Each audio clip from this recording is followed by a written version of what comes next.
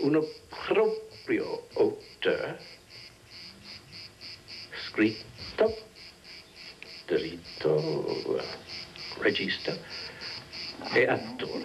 Non se ne accorge, resta lì ferma e dopo un po' muore. Anche da noi si procede pian piano e non lo... It's remarkable what happened because you saw a real American tragedy unfold. I talked to him later about it and he said, well, you know, my grandfather had lost his Senate seat around this time of year at my age, the age I am now. And I felt his soul in me as I was doing this. It had entered into a whole other realm where he was sitting there talking with his grandfather's voice coming out of him. I think the entire Congress is quite aware of the National Security Council and its powers and its functions and the fact that this is a national security state and less of a representative one. But it's, you know the story of the frog in the pan of cold water. If you throw a frog into hot water, it'll jump around and suffer greatly and die. If you put the frog in a pan of cold water, and you put that on the stove, and you heat it to the boiling point, the frog doesn't stir, he doesn't feel it, he doesn't notice it. And at the end of it, he's dead. These things happen incrementally, they're gradual. Are we complicit? Yes, we are. Are we revolutionaries? How do you do it once you're here? There are no Mr. Smiths in Washington. He's just such an original. He's so American in that way. You know, he's really clearly such a believer in the Republic in a very idealistic way, which is such a strange thing to learn about him because you could think that he was being cynical sometimes, his way of speaking, and he's so very funny and so biting. But in fact, he so believes in the purity of the Republic, and I think after his,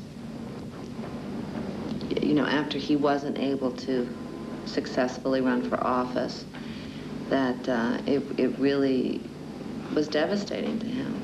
You know, I think it's part of his family thing, and you could tell that that was a turning point in some way for him. What would you have made of him as a president or a senator?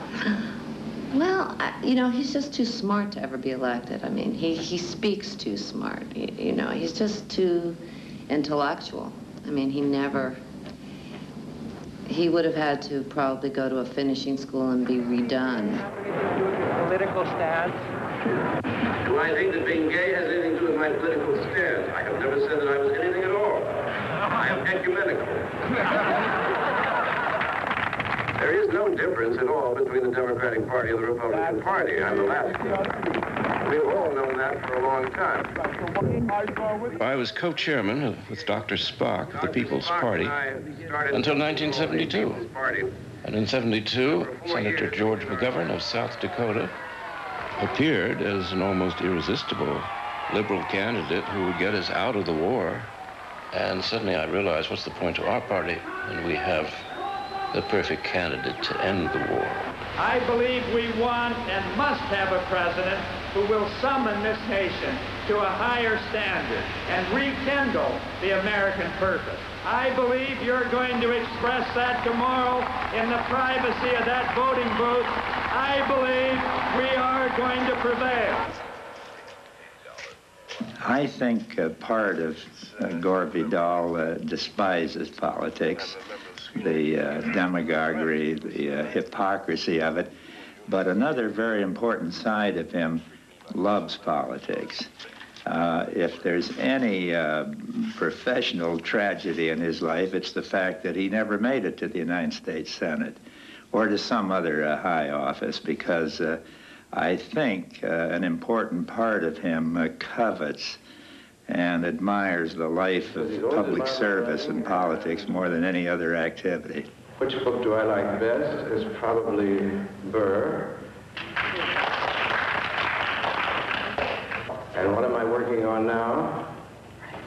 Getting elected. I've watched him handle audiences. I've watched him deal with politicians. He does have a pragmatic quality that I think would have served him well. Obviously, he would have had to discipline his tongue and his pen a little more if he'd been in public office. than he has as a writer, an intellectual. The nice thing about having had an empire is you end up with a great many rugs. Quite extraordinary. There's more rugs, probably, in the British Isles than anywhere else.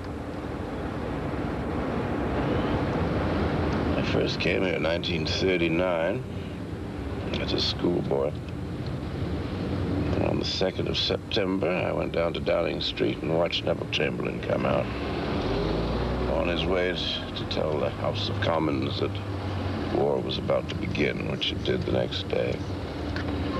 I was staying in Bloomsbury, in Russell Square. It was very exciting. The crowd was odd. I remember this exhalation. There were only about 50 people in front of it, Downing Street. When he came out, looking very nervous. And there was no applause or anything. The crowd just went, Never heard that sound of a crowd before. It's just exhalation. Yeah, we just And of course, back to war again.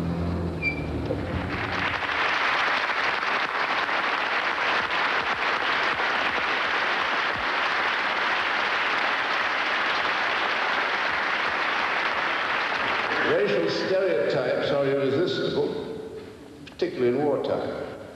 Now, I know. I was an American soldier in the great race war against Japan. Before I left to go to the Pacific, we were given an indoctrination course on how to tell our exquisite allies, the Chinese, from our brutish enemy, the Japanese.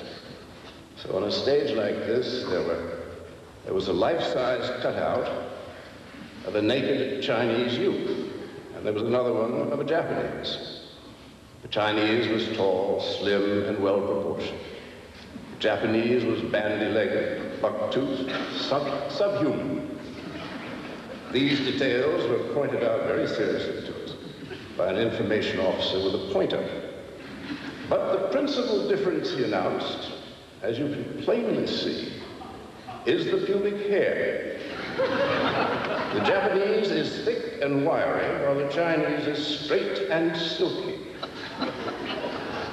I fear that I alone raised my hand to ask what sly strategies we were to use to determine friend from foe.